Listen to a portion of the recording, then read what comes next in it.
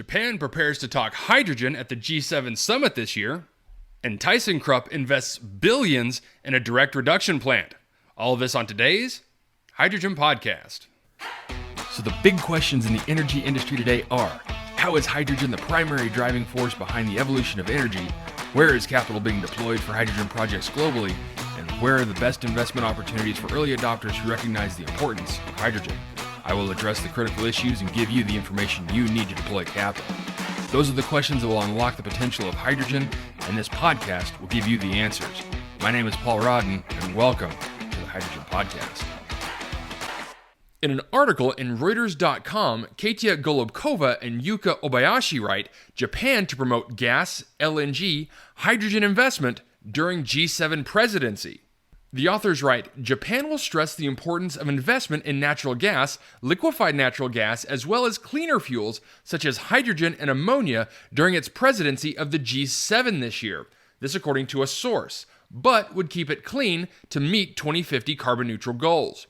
Japan, president of the Rich Country Grouping for 2023, will hold a ministerial meeting on climate, energy, and environment in the city of Sapporo on April 15th and 16th, ahead of the main G7 summit in Hiroshima on May 19th through the 21st.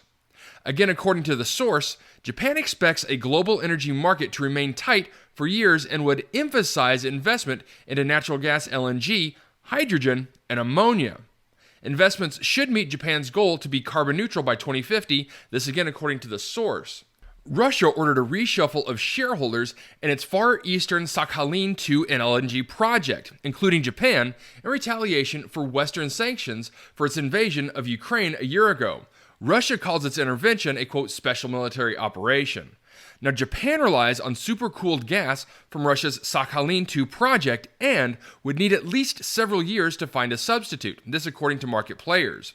Japan imposed its own sanctions on Russia, but still buys its LNG, getting almost 10% of annual LNG imports from Sakhalin-2. With energy self-sufficiency at only 11%, the lowest of any G7 member, Japan sees a risk in becoming even more dependent on Russia if natural gas production prospects in the United States don't materialize. The government plans to launch a so-called strategic buffer LNG, similar to its strategic oil reserves, which are among the world's largest. It is yet to set out details on how it will secure supplies via short and long-term deals, nor has it identified a company to handle LNG purchases. In an emergency, the chosen company would sell LNG from the SPL to utilities to avoid supply disruption, and the state company, JOGMEC, would step in to cover for any losses the company might incur. This again according to their source. If LNG supplies from Russia were interrupted before the SPL could be established, Tokyo Gas, one of Japan's top LNG buyers, would buy from the spot markets or its long-term deals, and might also ask customers to reduce consumption. Atsunori Takoshi, executive officer and senior general manager for Tokyo Gas's LNG business, told a conference in Tokyo. Okay, so news out of Japan on their continued investment in natural gas, LNG, and more specifically hydrogen. Now, I've said this before on the show, and I'll say it again. LNG and natural gas are vastly cleaner sources of energy than, say, coal. And since we know that Japan isn't going to go nuclear anytime soon, the fastest way that they're going to be able to get energy into the country is by bringing in these four products: natural gas, LNG, hydrogen, and ammonia.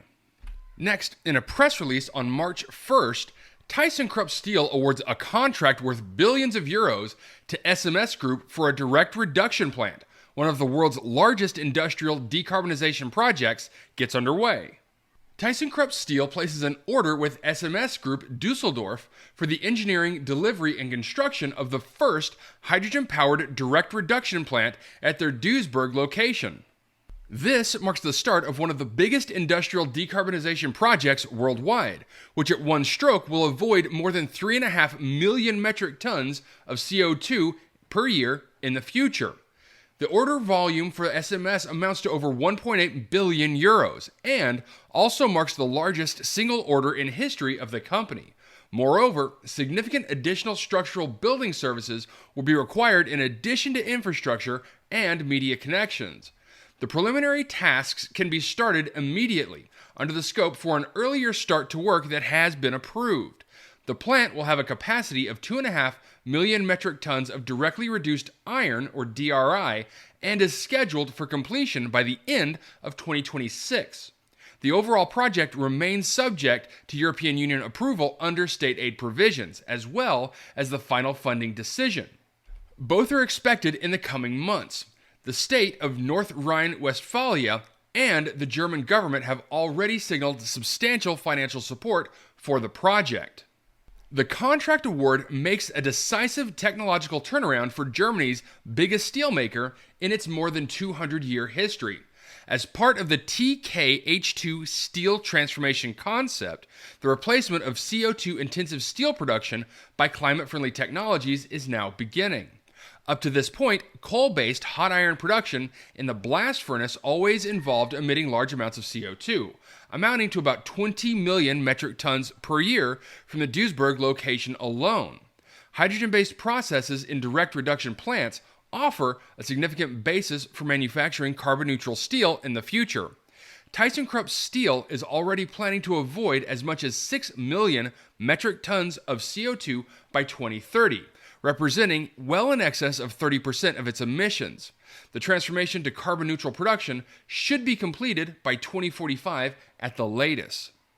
SMS Group, a company from North Rhine-Westphalia, has been awarded the contract for the groundbreaking plant at thyssenkrupp Steel. SMS employs a good 14,500 people at around 100 locations. As a specialist for steel industry production plants, it is actively helping shape the transformation of the industry. The order that has now been placed is also historic for SMS. It is the largest single order in the company's history, spanning more than 150 years. And so, in pursuit of the best technological solution, thyssenkrupp will be the first steelmaker in the world to combine a 100% hydrogen-capable direct reduction plant with innovative melters. Positioning the two melters immediately adjacent to the direct reduction plant allows the solid input of stock produced there to be converted into molten iron immediately. This makes the entire process particularly efficient. In addition, the spatial requirements and constraints a complex iron and steel plant involves can be taken into account. The direct reduction plant is based on Midrex Flex technology.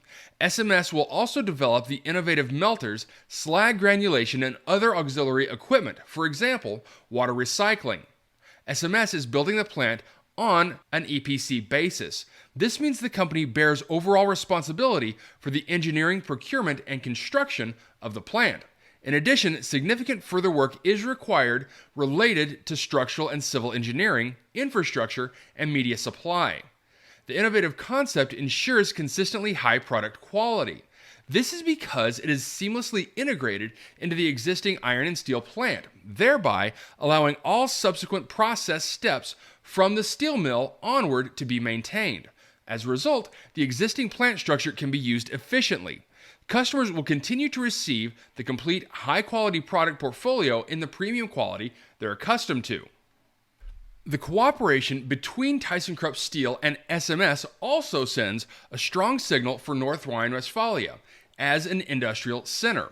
In building the direct reduction plant, two companies are forming a partnership for innovation and efficient industrial climate change mitigation. At the same time, thyssenkrupp Steel is still responsible for 2.5% of Germany's CO2 emissions, but the first direct reduction plant alone will save over 3.5 million metric tons of CO2. This corresponds to 20% of the company's current emissions, more or less, and underlines thyssenkrupp Steel's leading role in the steel industry's transformation. At the same time, the underlying technological concept can serve as a model for many other decarbonization projects in the industry in Europe and beyond. Moreover, this step into transformation will preserve many thousands of high-quality and high-qualified jobs. The Innovation Alliance between thyssenkrupp Steel and SMS will also call for new qualifications in addition to the jobs created during the construction of Germany's biggest direct reduction plant. The detailed planning and preparatory work for construction of the direct reduction plant will commence immediately under the scope for an earlier start to work approved by the German government. One of the tasks on the list involved getting the construction site ready on the plant premise of thyssenkrupp Steel. In parallel to the project, thyssenkrupp Steel will enter into an open and transparent dialogue with neighborhood residents, politicians, and the general public to explain the pioneering project that is now being developed to decarbonize steelmaking at the Duisburg site. Okay, so really some big news to come out of thyssenkrupp SMS and Germany.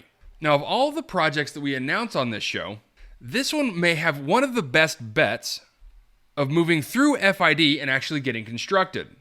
Obviously, Germany is very welcoming of hydrogen and hydrogen initiatives like this one. And when the country's biggest CO2 producer says they're going to be dropping their CO2 production by 30%, it's probably going to get passed on the regulatory side. Now, one of the biggest questions surrounding this is, are there going to be any regulations surrounding what kind of hydrogen they're using? But if this press release is right, we should know very soon whether FID does go through and this plant actually does get built. All right, that's it for me, everyone. If you have a second, I would really appreciate it if you could leave a good review on whatever platform it is that you listen to. Apple Podcasts, Spotify, Google, YouTube, whatever it is. That would be a tremendous help to the show. And as always, if you have any feedback, you're welcome to email me directly at info@thehydrogenpodcast.com. And as always, take care, stay safe. I'll talk to you later. Hey, this is Paul. I hope you liked this podcast. If you did and want to hear more, I'd appreciate it if you would either subscribe to this channel on YouTube or connect with your favorite platform through my website at www.thehydrogenpodcast.com. Thanks for listening. I very much appreciate it. Have a great day.